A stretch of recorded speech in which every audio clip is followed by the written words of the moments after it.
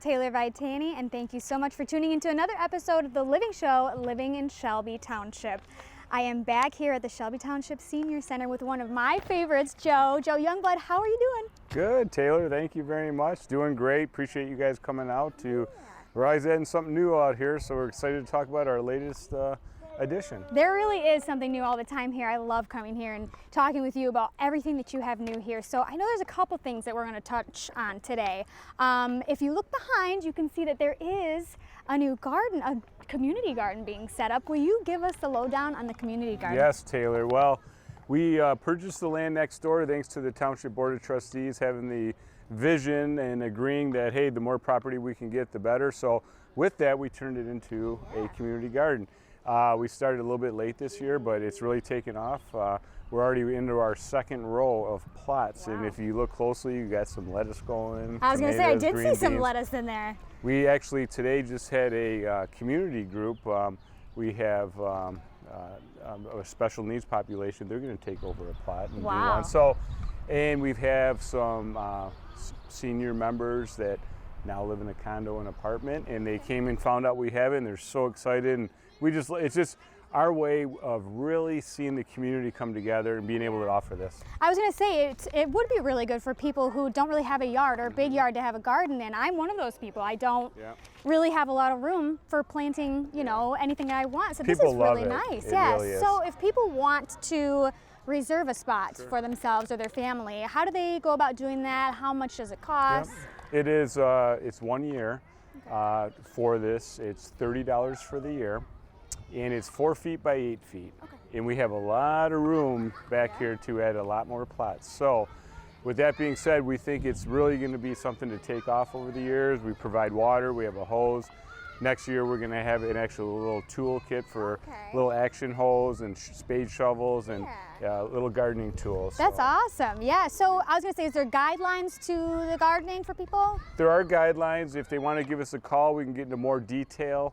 But we have a Memorial Day weekend right after that. We ask the people to garden. We have to stay within their 4 foot by 8 foot parameters.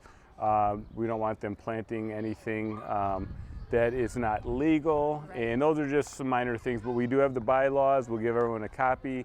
Give us a call with any questions. But it's pretty simple. Yeah. You got your own little plot here. We supply water. We supply the dirt, the land. And you have to pull the weeds and water it. Right, you have to take care of it. That's part of it. But you know what? That's part of what's good about it too. You know, tending to your own little like garden. To garden, right? Yeah, right. That's sure. awesome. So another thing that we wanted to talk about today is this new outdoor gym that you have here. Tell us about that. Real exciting, and you can tell by the surface we're standing on how much padding we have here. So it's great on the knees. This is funding through the CDBG grant. It's for our senior members 50 and older. Thanks to Julie Misich and Amy Drake and Cindy Martell from our office for heading up this project. And it's just turned out amazing. We have senior members using it already. We're gonna have black aluminum fence around it with a gate as well. And if you'll see from the footage we have, it's amazing.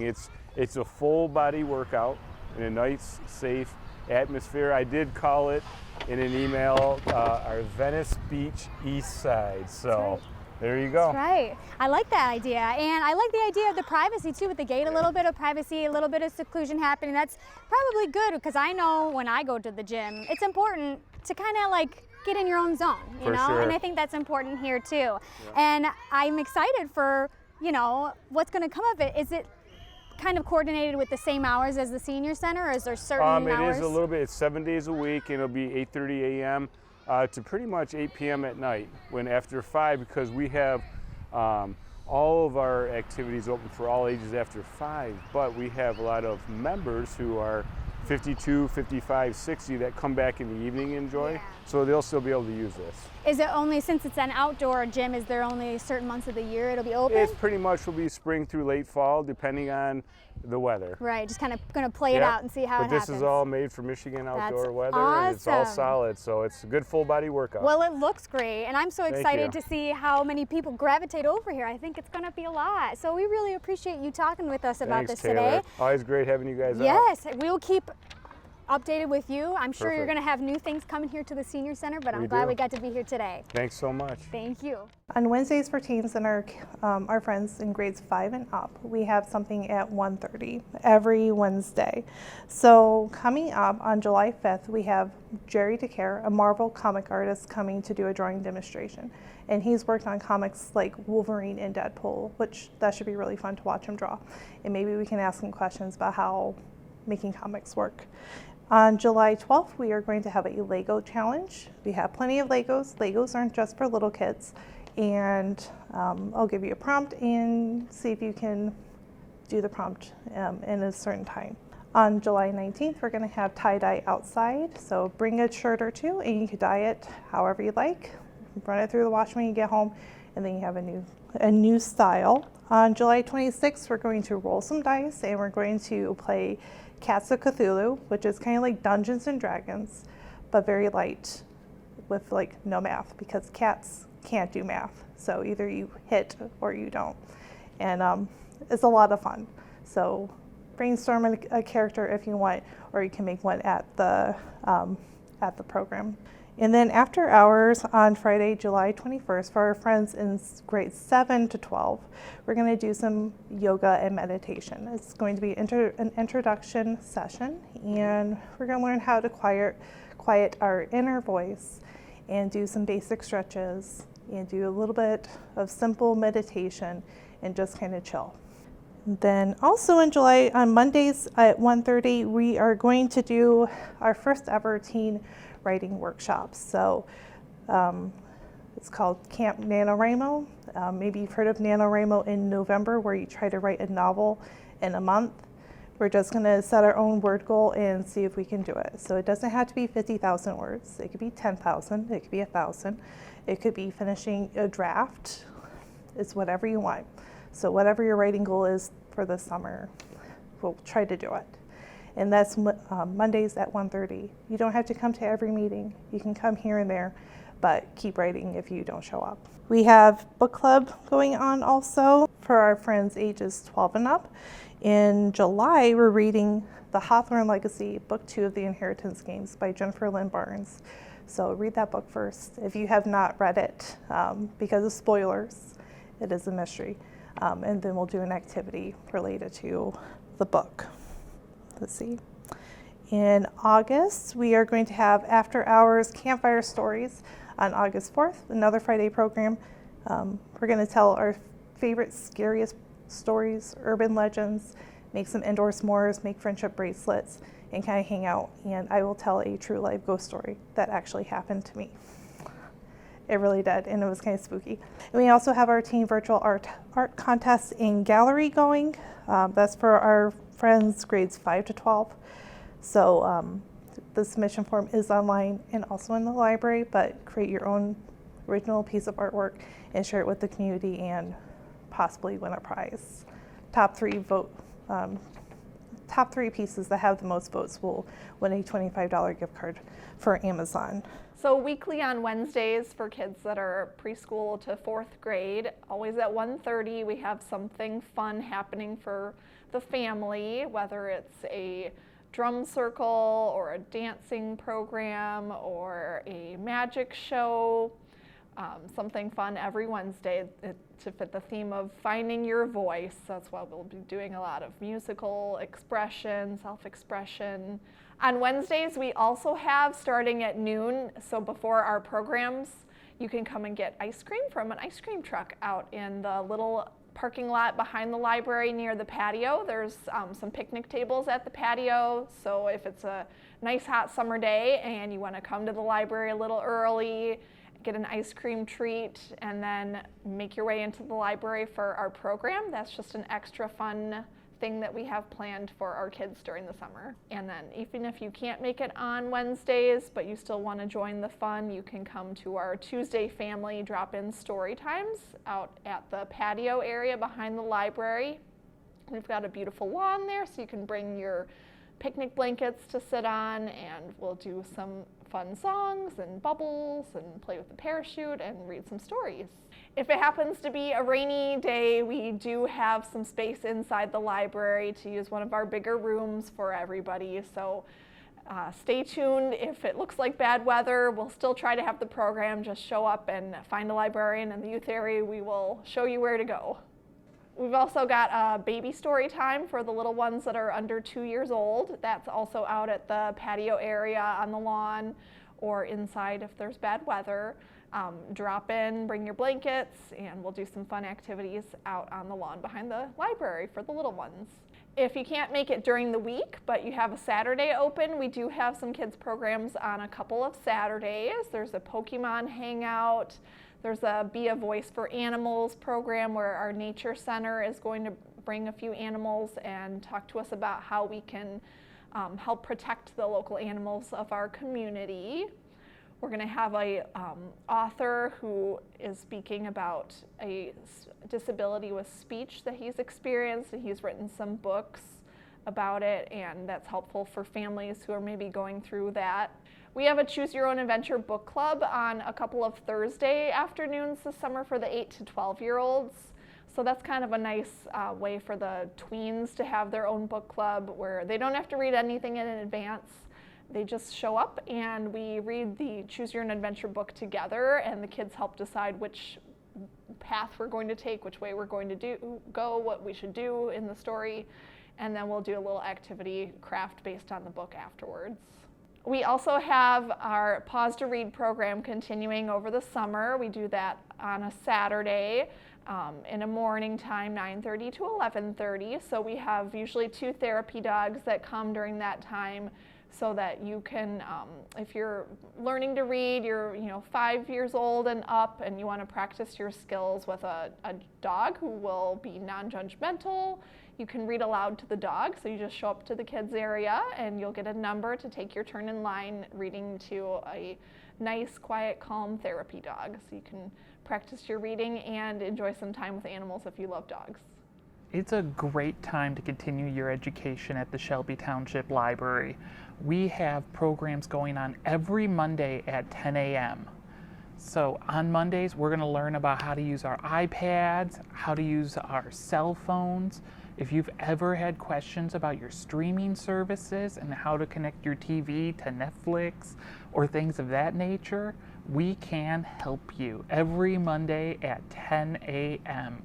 If you've ever wanted to know how you could tell what that tweet it is in the park from a bird, we can use our smartphones with new apps that are free to identify birds and plants and their songs, all for free from your phone. It couldn't be a cooler time to be active with technology, and we look forward to having you here at the Shelby Township Library. So for the summer, we have a lot going on. First of all, we have our adult summer reading where people can sign up through the Beanstack app and they can earn the chance to win big prizes, and just for signing up, they get this really amazing water bottle.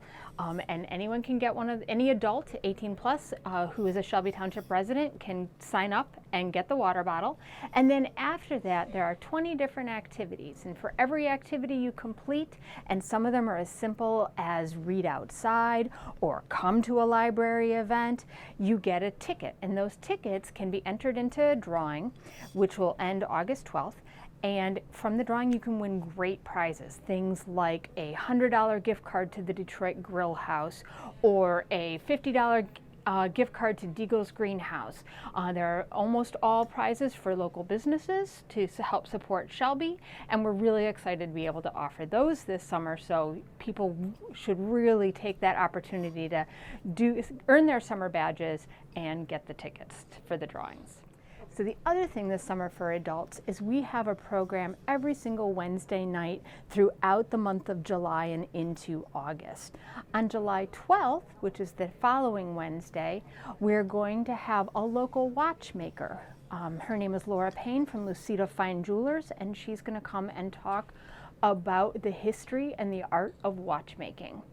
And then the following week after that, on July 19th, at 7 p.m., artist Sherry Gulla is going to conduct a Find Your Voice art track where she's going to work with us and a variety of medium and art supplies to find our own voice and express our own selves.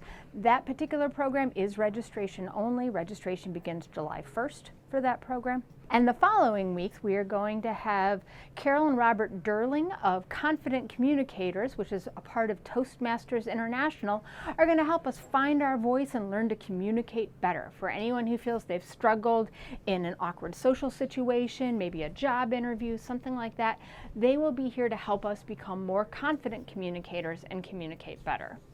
So we're looking forward to that. And then our final summer reading program of the summer is August 2nd, and that is going to be an introduction to manga and anime for adults. So if people who are familiar a little bit with the concept of anime and manga but don't really understand what it's all about, this would be a great opportunity to come and learn more. All of our Wednesday evening programs start at 7 p.m. and they are all in the Legacy Room here at the library. Partnering this summer with a variety of different food trucks, and there should be one here every Wednesday at 5:30 in the evening, ready to serve food to the community. And people could eat on our patio or bring a blanket and sit on the grass, purchase some food, sit and enjoy, and then come in at 7 for the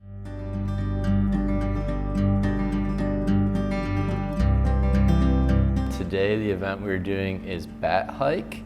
So in our bat hikes, we start off, we spend about an hour inside, we learn about bats. Then we go outside and the kids and the adults get to play a game called Bat Moth. Bat Moth is a fun game. It's kind of like Marco Polo. I'll actually blindfold the kids, and then the blindfolded kid shouts out bat, which is meant to simulate the echolocation a bat would do.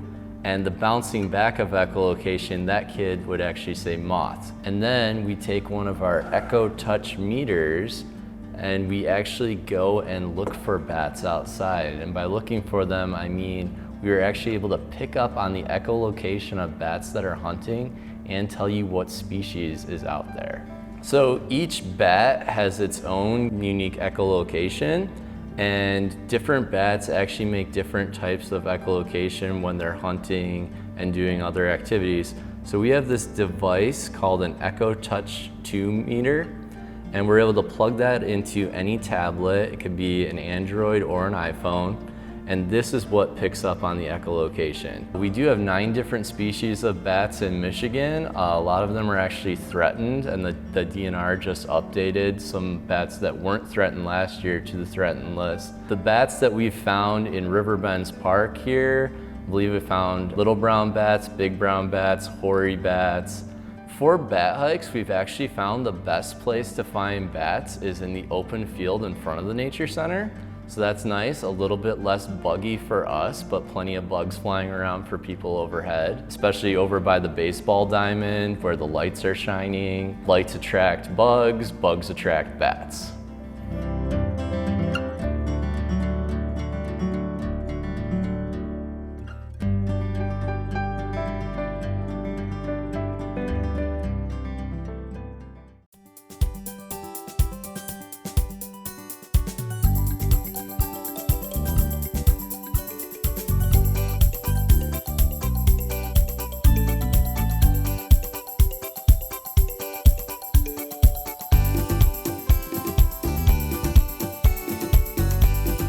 Today we are painting with opossums. So we brought Lilly the opossum from the Burgess Shabush Nature Center here to do some painting and maybe to inspire the kids who are about to do their own little painting, opossum paintings as well.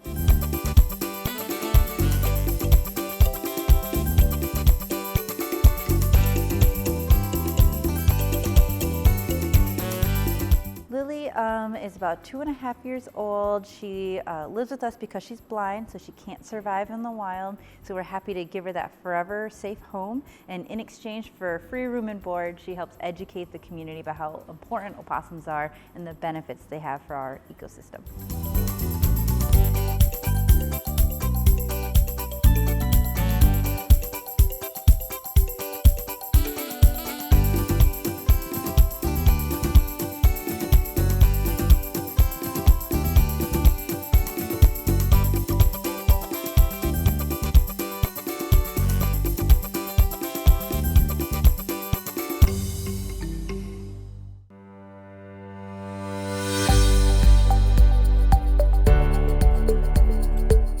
Shelby Township Library hosted Alex Thomas and Friends for a special demonstration and workshop on the art of stop-motion animation.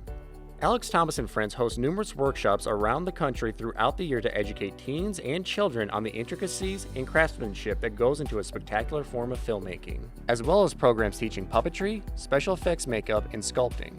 So they call it stop frame, stop action, stop motions, claymation. They call it, it has a bunch of weird names, right? But nobody ever knows the real name. The real name is experimental animation. So experimental animation is basically I'm saying I'm doing animation with something that's not digital and something that's not drawn. Okay? So if I were to say I'm doing experimental animation with clay, what could we call it? Claymation. Claymation is just a buzzword. What if I were doing experimental animation with Legos? What could we call it? Legomation. Legomation. What if we were doing experimental animation with chairs? Chairmation. Chairmation. Actually, it has a weird name. We can call it chairmation, but it's actually pixelation. Pixelation is when you're animating yourself or inanimate objects. So, but today you guys are doing paper animation, but it's just a buzzword. What if we're doing sand? What could we call it? Sandmation. Sandmation. Yeah, it's just a fun way of saying like, hey, I'm doing animation with this thing. Alex Thomas is an animation industry professional whose credits include animation work on network programming such as SpongeBob SquarePants and Robot Chicken, collaborations with the Jim Henson Company, along with many other major films and commercials. In the workshop, attendees worked in small groups to construct their own puppets out of paper to be used in their own stop-motion animation short, utilizing the free software Stop Motion Studio.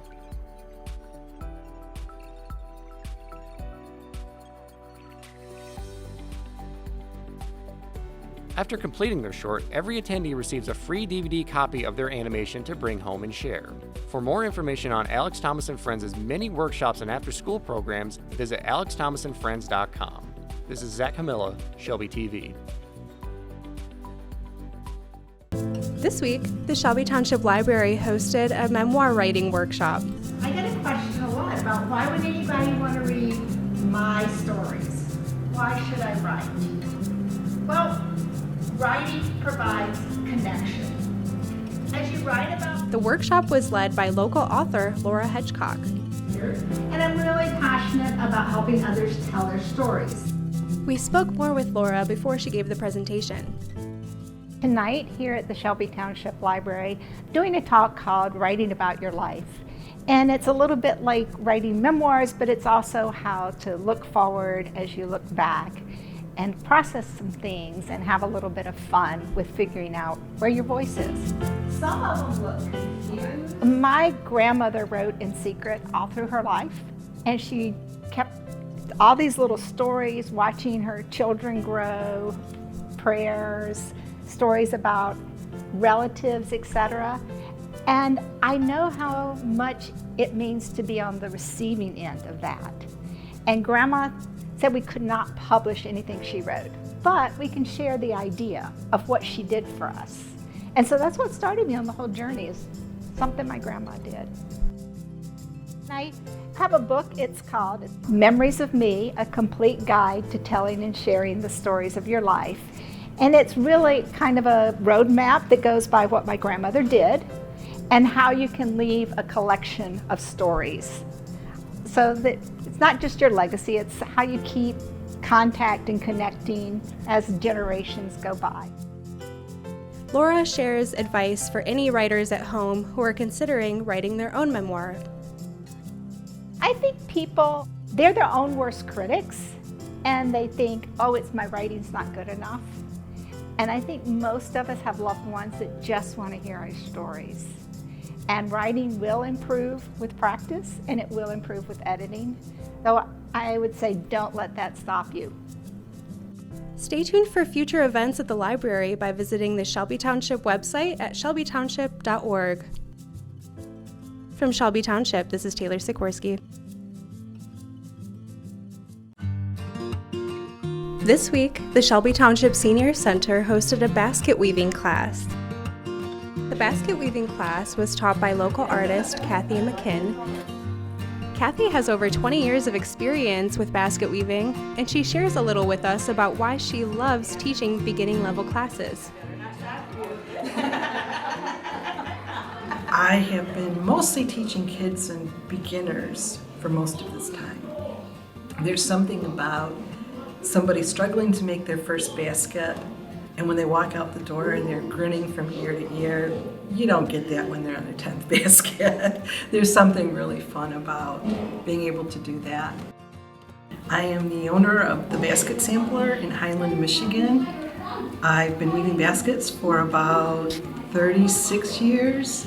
I've had the store for about 16, and I'm still not tired of basketry. There's all kinds of good and fun things that you can do. You can use regular basketry, reeds, you can use paper, you can use cuttings from your garden, you can go on nature walks and use that kind of stuff. Basketry's been around forever and ever, so obviously it goes back to biblical times, we know that. To me, the fascinating part about it is that every state, everywhere you go, has their own material. In Michigan, we would be using birch bark and oak and ash and porcupine quills. You go out west and they're going to use grasses. You go to Poland and they're going to use willow. You're going to go wherever you go, baskets are made with native material. So there's always a plethora of different things and techniques to learn. It's just no end to it. It's limitless to what you can do. There used to be, in the 80s, there were more basket weavers in Michigan than any other state. Again, there are people doing it, but it's tough to find a good place to continue to weave. So I'm trying to keep it going, trying to keep people interested in it, and there must be something to it because my classes are pretty full. So I have totally enjoyed teaching at all the different places that I've been going to. And even though it was a beginner level class, every single person made such a beautiful basket. Stay tuned for more events at the Senior Center by visiting the Shelby Township website at shelbytownship.org.